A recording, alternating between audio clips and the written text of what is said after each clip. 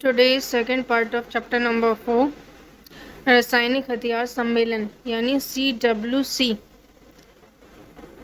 इसके बारे में आज पढ़ेंगे हम। CWC रासायनिक हथियार सम्मेलन 1997 में लागू हुआ था और मार्च 2021 तक 193 स्टेट्स ने इस संधि की पुष्टि या स्वीकार कर लिया था। यानी रासायनिक हथियार सम्मेलन 1997 में लागू हुआ और मार्च 1921 को 193 राज्यों ने संधि की इस पुष्टि को यानी कि संधि को यह स्वीकार कर लिया था। रासायनिक हथियार निषेध संगठन OPCW, रासायनिक हथियार निषेध संगठन OPCW, ये हैग नीदरलैंड में स्थित है और एक अंतर सरकारी संगठन CWC के लिए संधि संगठन भी है। 2013 में नोबेल शांति पुरस्कार प्राप्त करने वाला OPCW कन्वेंशन को एक बहुत प्रभावशाली निरस्त्रीकरण संधि के रूप में मान्यता देता है।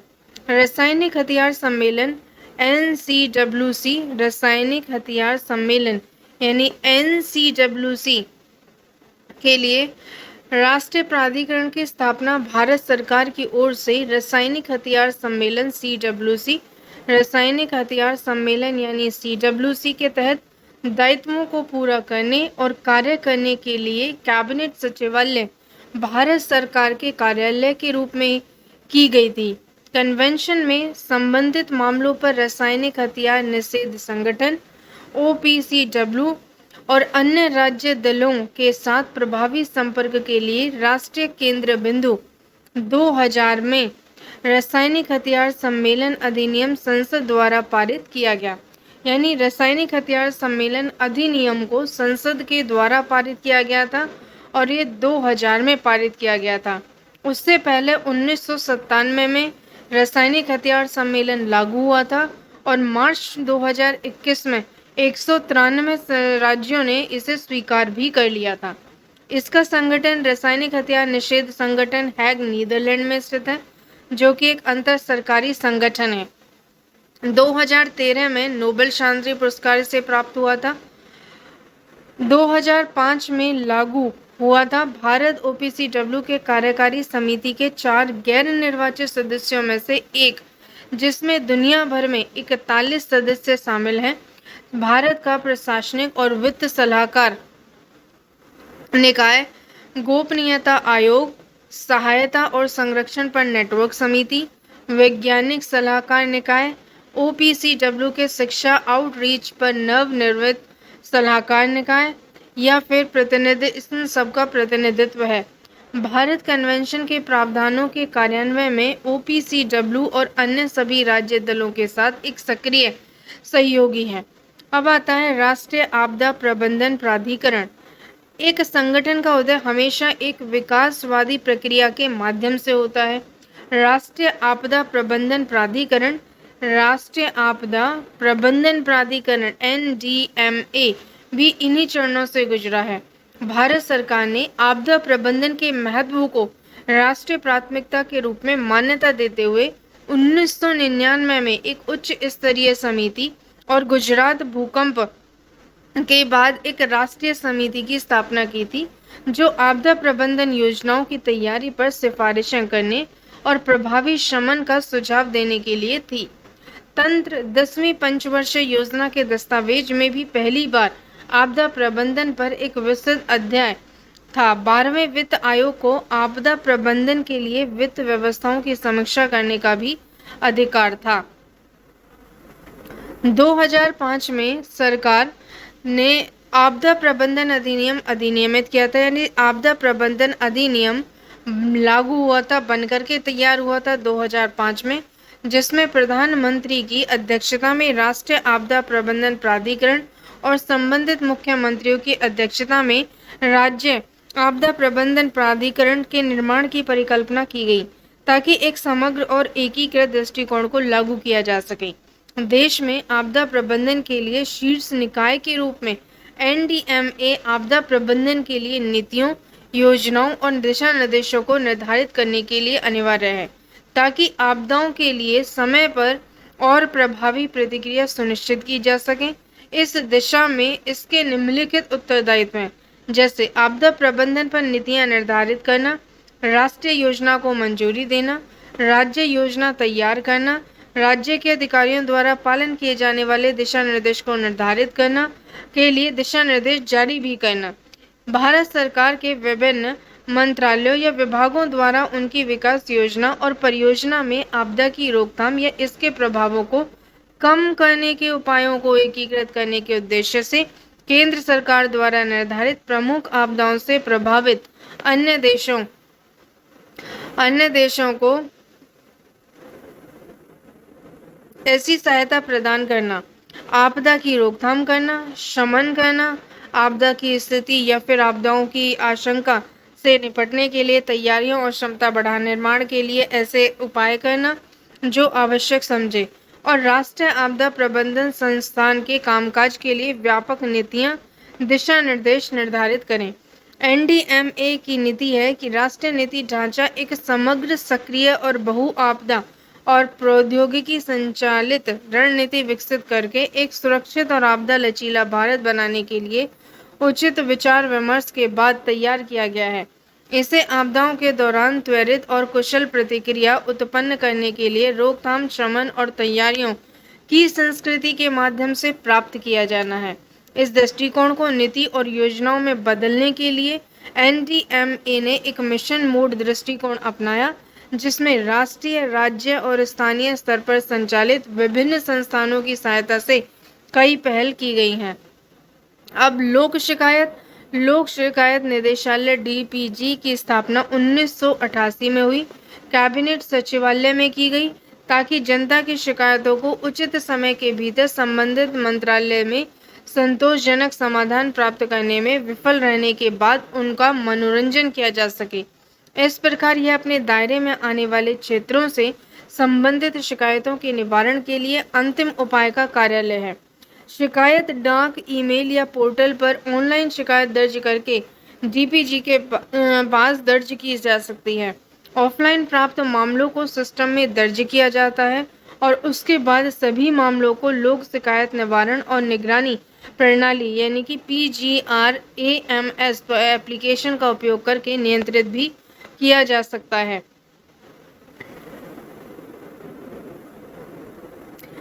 प्रत्येक शिकायत की जांच पहले से यह देखने के लिए की जाती है कि क्या यह डीपीजी के दायरे में किसी क्षेत्र से संबंधित है, वे जो के दायरे से बाहर के क्षेत्रों से संबंधित हैं। शिकायतकर्ताओं को सूचित करते हुए डीपीजी को उचित निपटान के लिए प्रशासनिक सुधार और लोक शिकायत विभाग को अग्रेसित किया जाता है। इसके बाद शेष शिकायतों का मूल्यांकन यह पता लगाने के लिए किया जाता है कि क्या शामिल मुद्दा गंभीर है और क्या संबंधित मंत्रालय विभाग को शिकायत के निवारण का अवसर दिया गया है। गंभीर प्रकृति की शिकायतें जो या तो लंबे समय से लंबित हैं या संबंधित सेवा संगठन मंत्रालय से निवारण नहीं हो रहा है को विस्तृत जांच के लिए लिया जाता है। इन मामलों का तार्किक और उचित निष्कर्ष तक अनुसरण किया जाता है। अन्य मामलों को उचित कार्रवाई के लिए संबंधित मंत्रालय को स्थानांतरित कर दिया जाता है। जब डीपीजी टिप्पणी मांगता है तो विभाग या संगठन से मामले की जांच करने और 30 दिनों के भीतर जवाब देने की अपेक्षा की जाती है। टिप्पणियों की प्राप्ति के बाद यदि आवश्यक समझा जाता है तो डीपीजी यह सुनिश्चित करने के लिए और जानकारी मांग सकता है कि विभाग या संगठन द्वारा शिकायत का निष्पक्ष और उद्देश्यपूर्ण तरीके से निपटारा किया जाता है। शिकायतकर्ता से शिकायत के संतोषजनक निवारण की पुष्टि भी बंद करने से पहले मांगी जाती है। डीपीजी प्रारंभिक वर्षों से अपने कार्यों का उत्तरोत्तर कंप्यूटरीकरण कर रहा है। PGRAMS डीपीजी के लिए एक विशेष स्वचालन कार्यक्रम 1999 में अपनाया गया। PGRAMS केंद्रीकृत लोक शिकायत निवारण और निगरानी प्रणाली CPGRAMS के साथ एकीकृत है, जो भारत सरकार के सभी मंत्रालय विभागों को कवर करने वाले लोक शिकायत पोर्टल के लिए ऑपरेटिंग सिस्टम है। निवारण प्रणाली को और बेहतर बनाने की दृष्टि से इसके कवरेज का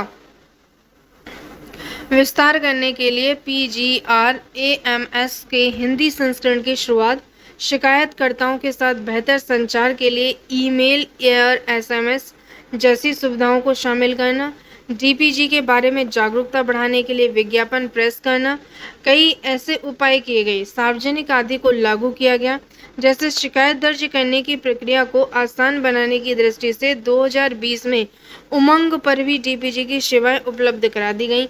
उमंग जनता को उनके मोबाइल के माध्यम से दर्ज कराने और उनकी शिकायतों पर नजर रखने के लिए अतिरिक्त मंच प्रदान करता है। प्रशासनिक सुधार और लोक शिकायत क्या कहती है इस पर? प्रशासनिक सुधार या फिर लोक शिकायत विभाग प्रशासनिक सुधारों के साथ साथ सामान्य रूप से राज्यों और विशेष रूप से केंद्र सरकार की एजेंसियों से संबंधित लोगों की शिकायतों के निवारण के लिए भारत सरकार की नोडल एजेंसी है। विभाग ऑडियो विजुअल मीडिया और प्रकाशनों के माध्यम से सफल सुशासन प्रथाओं का दस्तावेजीकरण है और प्रसार करने का प्रयास भी करता है। यह सार्वजनिक सेवा सुधारों को बढ़ावा देने के लिए अंतर्राष्ट्रीय विनिमय और सहयोग के क्षेत्र में गतिविधियां भी करता है। DARPG के पास अन्य बातों के साथ साथ सामान्य रूप से सार्वजनिक शिकायतों के निवारण और विशेष रूप से केंद्र सरकार की एजेंसियों से संबंधित शिकायतों से संबंधित मुद्दों की नीति, समन्वय और निगरानी की जिम्मेदारी है। यह प्रशासन और शासन में नवाचार और सुधार की थी और सरकार के प्रणालियों, प्रक्रियाओं, संरचनाओं में परिवर्तन लाने के लिए एकजुट समर्थन का अनुसरण करके बहुविषयक दृष्टिकोण शामिल है। इस प्रकार DARPG सुधारों के संदर्भ में थिंक टैंक के रूप में कार्य करता है। यह सुधार संबंधी विचारों और सफल प्रथाओं के आदान प्रदान और प्रचार प्रसार के लिए औपचारिक मंच भी प्रदान करता है, जिसका यहाँ पे लिंक दिया गया है www.darpg.gov.in। ई गवर्नेंस कैसे काम करती है इंडिया में? ई गवर्नेंस मीन्स DARPG पर राष्ट्रीय सम्मेलन होता है इलेक्ट्रॉनिक्स और सूचना प्रौद्योगिकी मंत्रालय के साथ राज्य सरकारों में से एक के सहयोग से 1997 में हर साल ई गवर्नेंस पर राष्ट्रीय सम्मेलन आयोजित करता है। 1997 में हर साल ई गवर्नेंस पर राष्ट्रीय सम्मेलन आयोजित होता है। सरकार के वरिष्ठ अधिकारियों के लिए मंच प्रदान करता है। सरकार के वरिष्ठ अधिकारियों के लिए मंच प्रदान करता है। राज्य सरकारों के आईटी सचिव, केंद्र सरकार के आईटी सचिव, प्रबंधकों और संसाधन व्यक्तियों, विशेषज्ञों, उद्योग, शैक्षणिक संस्थान के बुद्धिजीवियों आदि सहित विभिन्न ई गवर्नेंस पहलों से संबंधित विचार और अनुभवों पर चर्चा और आदान प्रदान करने के लिए अब तक ई गवर्नेंस पर 21 राष्ट्रीय सम्मेलन आयोजित हैं और जिनमें शामिल हैं सरकारी प्रक्रिया, पुनः इंजीनियरिंग में उत्कृष्टता या उत्कृष्ट नागरिक केंद्रित सेवा वितरण में प्रदर्शन। सार्वजनिक क्षेत्र के उपक्रमों के अलावा अन्य सरकारी विभागों की मौजूदा परियोजना में नवाचार पूर्व उत्तर राज्य में ICTC के माध्यम से श्रेष्ठ हैं। सर्वश्रेष्ठ जिला स्तरीय पहल पहाड़ी राज्य प्लस केंद्र शासित प्रदेश है और अन्य राज्य ई गवर्नेंस में स्थानिक प्रौद्योगिकी और GIS का उपयोग करके सरकार के साथ पंजीकृत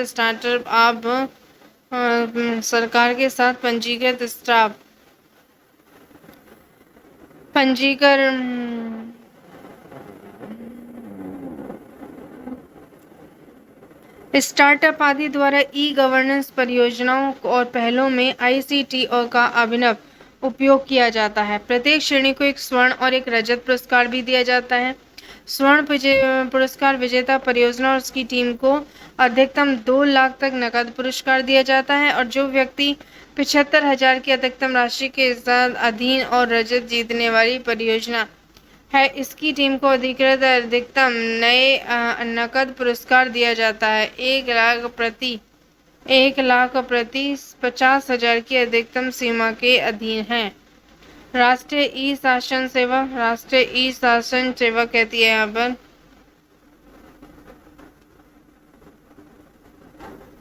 राष्ट्रीय यहाँ पे आ जाएगा ई शासन वितरण मूल्यांकन। मूल्यांकन का उद्देश्य है कि ई शासन सेवा वितरण की गहराई और दक्षता पर राज्य और केंद्र शासित प्रदेश और केंद्रीय राज्यों का आकलन करना और दक्षता पर राज्यों केंद्र शासित प्रदेश और केंद्रीय मंत्रालयों का आकलन करना। इस ढांचे का उपयोग देश भर में ऐसी सेवाओं को अपनाने के लिए आजकल और बेंचमार्क के लिए इस कहने परिकल्पना की गई। संयुक्त राष्ट्र आर्थिक और सामाजिक मामलों का विभाग हर 2 साल में संयुक्त राष्ट्र ई सरकारी सर्वेक्षण लाता है जो ई सरकार का उपयोग करने में प्रगति का विश्लेषण प्रदान करता है। भारत 2014 में 118 वे स्थान पर था, 2016 में 107वें स्थान पर था, 2018 में 96वें स्थान पर हो गया और 193 देशों में से 2018 में जो लेटेस्ट इंफॉर्मेशन है इसकी कि 2018 में 96 पोजीशन के उन्होंने यहाँ पे ग्रहण की थी राष्ट्रीय ई शासन सेवा वितरण प्रणाली ने। उसके बाद में आता है यहाँ पे ई ऑफिस परियोजना। ई ऑफिस परियोजना ये एक ऑफिस डिजिटल इंडिया योजना को लागू करने के लिए महत्वपूर्ण मिशन मोड परियोजनाओं में से एक है। DARPG ई ऑफिस कार्यान्वयन सुनिश्चित करने वाला प्रशासनिक मंत्रालय और ई ऑफिस का उद्देश्य वर्क फ्लो और नियम आधारित फाइल रूटिंग के उपयोग को बढ़ाना, फाइलों कार्यालयों आदि के फाइल हैं कार्यालय दे आदेश यहाँ पे दिया है इन्होंने। पुनर्प्राप्ति डिजिटल हस्ताक्षर फॉर्म रिपोर्टिंग घटकों को बढ़ाना। लोक शिकायतों का निवारण है।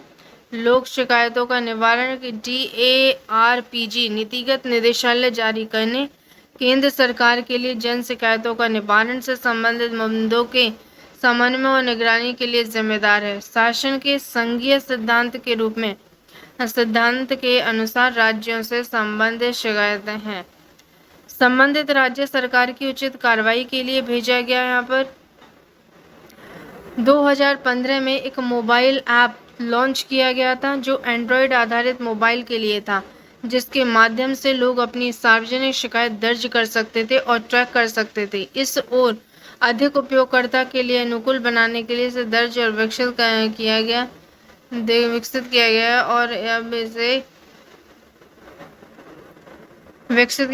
इसे unified mobile application for new age governance Umang के साथ एकीकृत किया गया है। इसके अलावा वास्तविक समय पर जन शिकायतों की निगरानी, वास्तविक समय पर प्रगति प्रणालीगत सुधारों की प्रगति की समीक्षा करने के लिए एक ऑनलाइन डैशबोर्ड विकसित किया गया। डैशबोर्ड पर प्रणालीगत सुधार और उनकी निगरानी मैट्रिक्स शिकायतों के मुद्दों को पूरा करने पर प्रकाश डाला गया। यह कैबिनेट सचिवालय DARP और शिकायत संबंधी शिकायतों के मुद्दों को पूरा करने पर प्रकाश डाला गया। कैबिनेट सचिवालय DARPG और संबंधित मंत्रालयों विभागों को इन सुधारों के कार्यान्वयन की निगरानी करने में सक्षम बनाता है। समय समय पर यहाँ पे CP ग्राम के संस्करण को नागरिकों और सिस्टम के सामने आने वाली समस्याओं को ध्यान में रखते हुए अपडेट किया जा रहा है कि CP ग्राम्स नागरिकों को कहीं से ऐसे शामिल प्रदेशों में सार्वजनिक प्राधिकरणों को दर्ज करने के लिए एक मंच प्रदान करता है और शासित प्रदेशों में सार्वजनिक प्राधिकरणों को दर्ज करने के लिए 2007 में विकसित हुआ था। ये वर्तमान में विभाग शीर्ष शिकायत CP ग्राम सुधार कर रहा है। मंत्रालयों विभागों को प्राप्त करना CPGRMS सुधारों में एक नागरिक द्वारा उपयोगकर्ता और अनुकूल शिकायत दर्ज करना सुनिश्चित करने और शिकायत के समाधान के लिए उपयोगकर्ता के अनुकूल शिकायत दर्ज करने बहुत हैं। अब शिकायत के समाधान के लिए जिम्मेदार फील्ड ऑफिसर तक पहुंचने में सक्षम बनाने की परिकल्पना की गई है। CPGRMS एक सुधार करते हुए सही निवारण कार्यालय तक पहुंचे। CPGRAAS एक सुधार संस्करण 7 है और व्यापक मुख्य विशेषताएं हैं कि नागरिकों के लिए अनुकूल।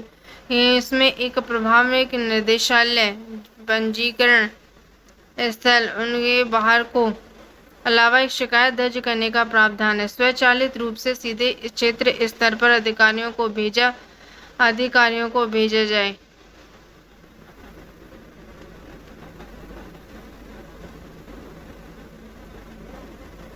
जो स्वचालित रूप से सीधे क्षेत्र स्तर के अधिकारियों को भेज दिया जाएगा।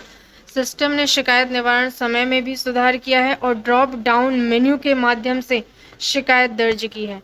विभाग से संबंधित संसदीय स्थायी समिति की सिफारिशों के अनुरूप CPGRAMS में अपील कार्यप्रणाली को DARPG द्वारा परिचालित किया गया।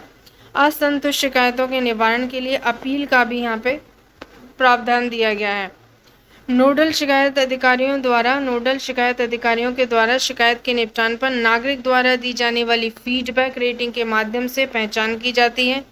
CPGRAS में अपील की अधिकारियों को शिकायतों को बढ़ाने के लिए एक अलग कार्यवाह और कार्यक्षमता को लाइव किया गया है। नोडल अपीलीय प्राधिकारी द्वारा अपील के समाधान की समय सीमा और उसकी प्राप्ति के 30 दिन है। अपीलीय प्राधिकारी जिसके पास एक असंतुष्ट शिकायतकर्ता एक सार्वजनिक शिकायत उठा सकता है, बढ़ा भी सकता है। मौजूदा नामित नोडल शिकायत को अधिकारियों से एक स्तर ऊपर है। अब इसमें है इसके अलावा शिकायतों के निपटान की अधिकतम समय सीमा 60 से घटाकर 45 कर दी गई है। पिछले कुछ वर्षों में CPGRAMS निपटान की उच्च दरों और औसत निपटान समय में प्रगतिशील कमी के साथ अधिक प्रतिक्रिया हो गया है। शिकायत निपटान के विश्लेषण से पता चलता है कि लगभग 87% मंत्रालय विभागों ने 15 दिनों से कम समय में शिकायतों का निपटारा किया। Pragati proactive governance and timely implementation platform पर आयोजित बैठकों के दौरान हर महीने चिन्हित मंत्रालय विभाग की शिकायत और समीक्षा के लिए कहा जाता है। लंबित इन शिकायतों की स्थिति की समीक्षा के लिए मंत्रालयों और विभागों के साथ साथ राज्यों और केंद्र शासित प्रदेशों के साथ उन पर कार्रवाई में तेजी से लाने के लिए नियमित रूप से समीक्षा बैठकें आयोजित की जाती हैं। केंद्रीकृत लोक शिकायत निवारण और निगरानी प्रणाली के साथ साथ CPGRAMS और अपील तंत्र के कार्यालय इंटरफेस का संचालन प्रशिक्षण विभाग द्वारा नियमित रूप से आयोजित किया गया। इस प्रशिक्षण मॉड्यूल के लिए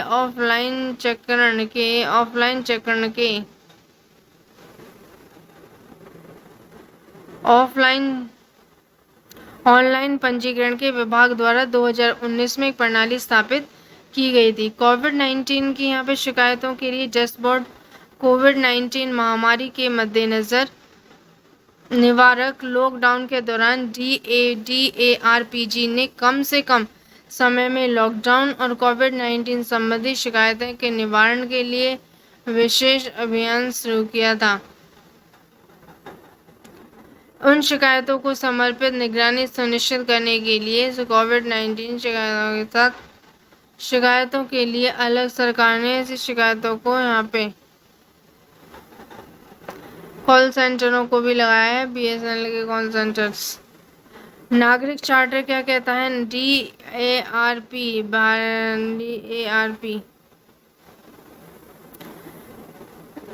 यानी नागरिक चार्टर अधिक उत्तरदायी है और नागरिक केंद्रीय शासन प्रदान करने के अपने प्रयासों को नागरिक चार्टर के निर्माण और कार्यान्वयन के लिए दिशा निर्देश प्रदान करता है। विभाग द्वारा नागरिक चार्टर की एक व्यापक वेबसाइट है जिसमें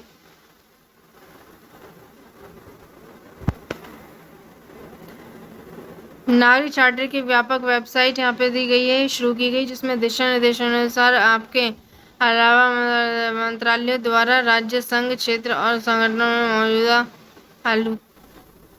मौजूदा नागरिक चार्टर यहाँ पे शामिल है।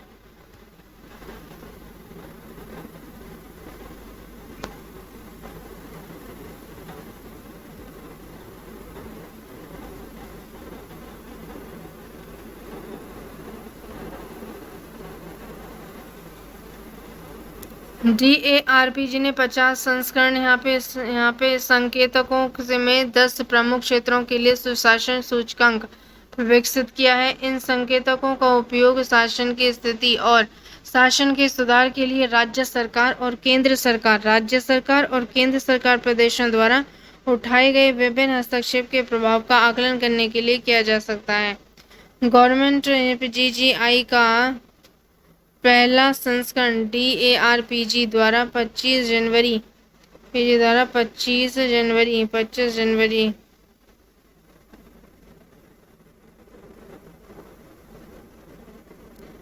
यहाँ पे 25 दिसंबर 2020 को सुशासन दिवस के रूप में मनाया गया। 25 दिसंबर 2020 को सुशासन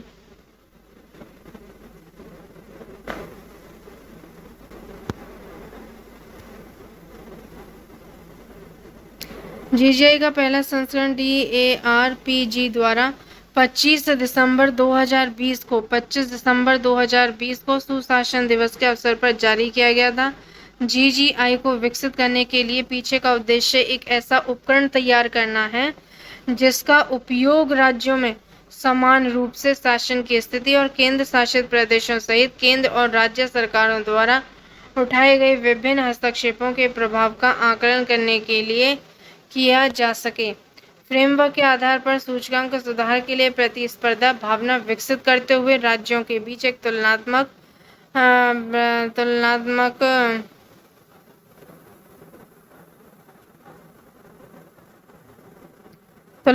तस्वीर ये प्रदान करता है। यहाँ पर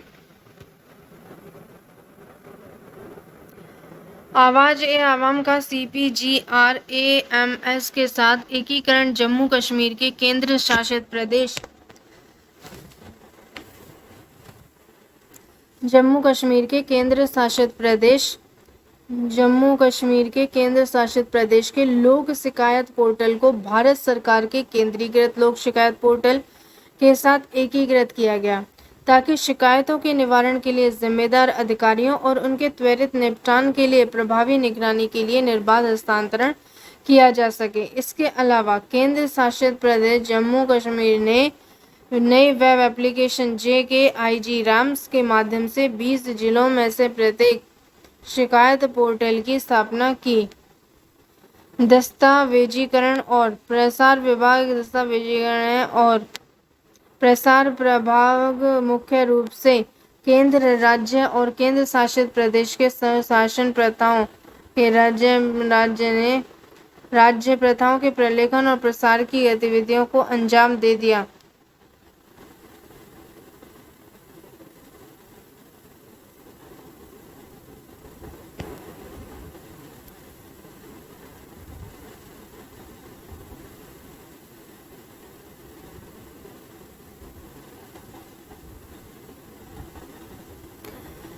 अब इसमें है कि सरकार एक दूसरे के साथ अनुभव साझा करने के लिए और कहीं और दोहराने की दृष्टि से सुशासन पहलों के पेशेवर दस्तावेजीकरण के लिए वित्तीय सरकार हमें इस योजना के तहत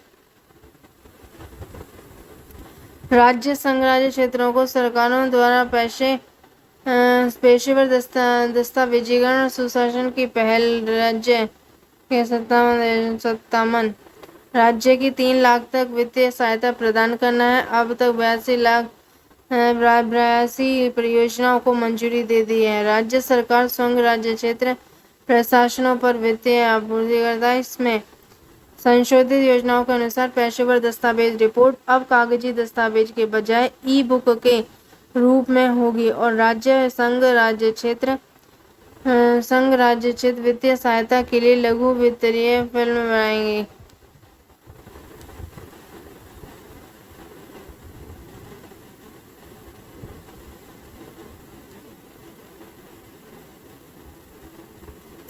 क्षेत्रीय सम्मेलन विभिन्न राज्य केंद्र शासित प्रदेश सरकारों के सहयोग से विशिष्ट सम्मेलनों पर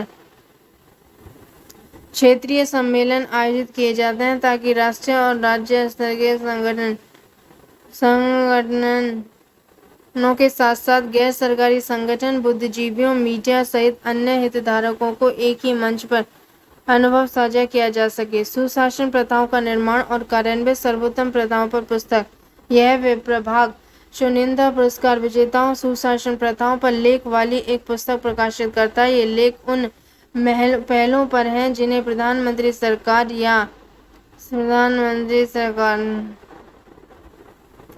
भारत सरकार ई गवर्नेंस पुरस्कार से सम्मानित किया गया है। संकलन प्रशासकों के लिए अत्यंत उपयोगी, क्योंकि सफलता की कहानियों के प्रचार प्रसार अन्यत्र भी इसकी प्रतिक्रिया की सुविधाएं मिलती हैं। विभाग ने इस विषय पर पहले से ही पुस्तकों को एक श्रृंखला प्रकाशित की है।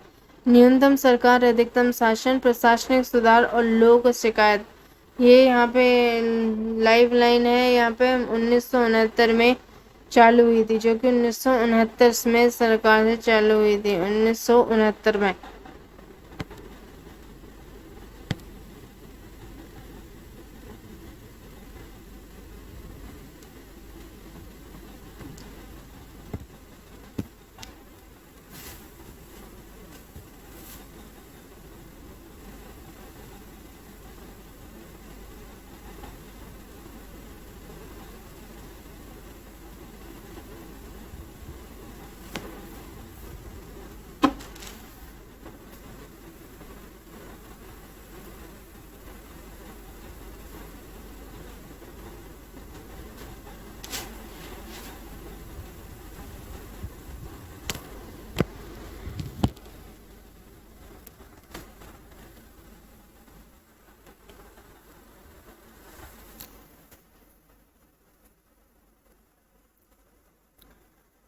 अब न्यूनतम सरकार अधिकतम शासन का नाम बदलकर सर्वोत्तम प्रथाओं के आधार पर किया गया, जिन्हें लोक प्रशासन और राष्ट्रीय ई गवर्नेंस पुरस्कारों में उत्कृष्टता के लिए प्रधानमंत्री पुरस्कार से सम्मानित भी किया गया। 2015 में पहली ई बुक लॉन्च की गई। लोक प्रशासन में उत्कृष्टता के लिए प्रधानमंत्री पुरस्कार भारत सरकार ने केंद्र और राज्य सरकारों के अधिकारियों द्वारा किए गए असाधारण और अभिनव कार्यों को स्वीकार करने, पहचानने, पुरस्कृत करने के लिए लोक प्रशासन में उत्कृष्टता के लिए प्रधानमंत्री पुरस्कार की स्थापना की। यह सिविल सेवकों के उत्कृष्ट और अनुकरणीय प्रदर्शन को पुरस्कृत करता है। 2007 में इसकी शुरुआत से लेकर 2015 तक 3 श्रेणियां व्यक्तिगत, समूह, संगठन में 67 पुरस्कार प्रदान किए गए हैं और पहचान किए गए प्राथमिकता कार्यक्रम के कार्यान्वयन में उत्कृष्टता पर ध्यान केंद्रित करने के लिए 2015 और 16 से योजनाओं की संरचना को बदल दिया गया है। 2020 में आर्थिक मापदंडों, जन भागीदारी, सेवा वितरण आदि पर जिलों के समग्र मूल्यांकन पर ध्यान देने के साथ यह पुरस्कार व्यापक रूप से आधारित था। सिविल सेवा दिवस से यहाँ पर अब भारत सरकार 21 अप्रैल को सिविल सेवकों के लिए, नागरिकों के लिए खुद को फिर से समर्पित करने और सार्वजनिक सेवा काम में उत्कृष्टता के लिए अपनी प्रतिबद्धता को नवीनीकृत करने के लिए सिविल सेवा दिवस के रूप में मनाती है। इस तरह का पहला समारोह 21 अप्रैल 2006 को विज्ञान भवन दिल्ली में आयोजित किया गया। यानी कि सिविल सेवा दिवस से रिलेटेड एक समारोह 21 अप्रैल 2006 को विज्ञान भवन नई दिल्ली में आयोजित किया गया था। अंतर्राष्ट्रीय आदान प्रदान और सहयोग इसके द्वारा होता है, जैसे विभाग लोक प्रशासन और शासन के क्षेत्र में अंतर्राष्ट्रीय सहयोग और संबंधित मामलों के संबंध में नोडल बिंदु के रूप में काम करता है, जिसमें समझौता ज्ञापन, हस्ताक्षरित समझौता और अनुसार किए गए परियोजना द्विपक्षीय मामले, इनके अकॉर्डिंग यहाँ पे कार्यक्रम आयोजित होता है। घटना में शामिल है भारत और अन्य देशों के बीच द्विपक्षीय, बहुपक्षीय, अंतर्राष्ट्रीय सहयोग और घटक का उद्देश्य राष्ट्रीय सरकार में सूचना, सर्वोत्तम प्रथाओं और कर्मियों को साझा करने में सक्षम बना। अपने अंतर्राष्ट्रीय सहयोगी प्रयासों के भाग के रूप में प्रशासनिक सुधार और लोक शिकायत विभाग ने साझा करने की संभावना का पता लगाया और प्रशासनिक अनुभवों का आदान प्रदान। विभाग ने ब्रिटेन, फ्रांस, मलेशिया, पुर्तगाल, सिंगापुर और चीन के साथ द्विपक्षीय समझौता ज्ञापन, दक्षिण अफ्रीका और ब्राजील के तहत त्रिपक्षीय समझौता ज्ञापन पर हस्ताक्षर किए। इसमें विशेष रूप से सार्वजनिक प्रशासन और सेवाओं के वितरण के क्षेत्र में यात्राओं और उपक्रम, कार्यक्रमों, परियोजनाओं और गतिविधियों का आदान प्रदान शामिल है, ताकि शासन की वर्तमान प्रणाली में सुधार हो, जवाबदेही, पारदर्शिता, सार्वजनिक सेवा प्राप्त करने की अधिक भावना यहाँ पे पैदा हो सके। सार्वजनिक सेवा वितरण प्रणाली सार्वजनिक सेवा के वितरण के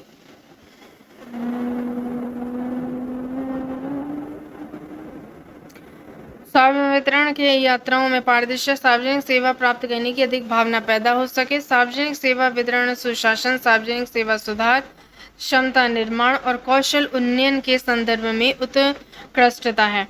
अंतर्राष्ट्रीय प्रशासनिक विज्ञान संस्थान के सहयोग DARPG 1998 से अंतर्राष्ट्रीय प्रशासनिक विज्ञान संस्थान ब्रुसेल्स, बेल्जियम का एक संस्थागत सदस्य है।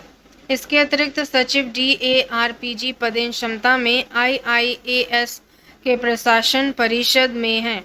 IAS सदस्यता ने भारत सरकार को इन संगठनों द्वारा आयोजित विभिन्न कार्यक्रमों के साथ साथ विभिन्न प्रकाशनों, पत्रिकाओं के उनके द्वारा जारी अध्ययन रिपोर्टों के माध्यम से लोक प्रशासन के क्षेत्र में नवीनतम विकास के साथ तालमेल रखने में सक्षम बनाया है। राष्ट्रीय सुशासन केंद्र की पहल राष्ट्रीय सुरक्षा सुशासन केंद्र और DARPG के तहत एक स्वायत्त संस्था है जो प्रशासनिक, सामाजिक, आर्थिक और वित्तीय क्षेत्रों में कटौती करते हुए शासन और नीति सुधारों के लिए एक थिंक टैंक के रूप में काम करता है।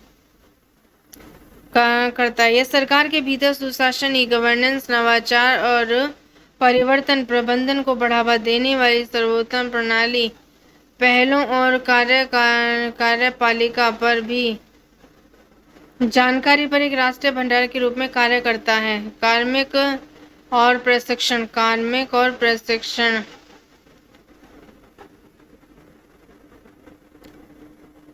प्रशिक्षण यहाँ पे विभाग कार्मिक और प्रशिक्षण विभाग की भूमिका को आवश्यकता आत्मक रूप से दो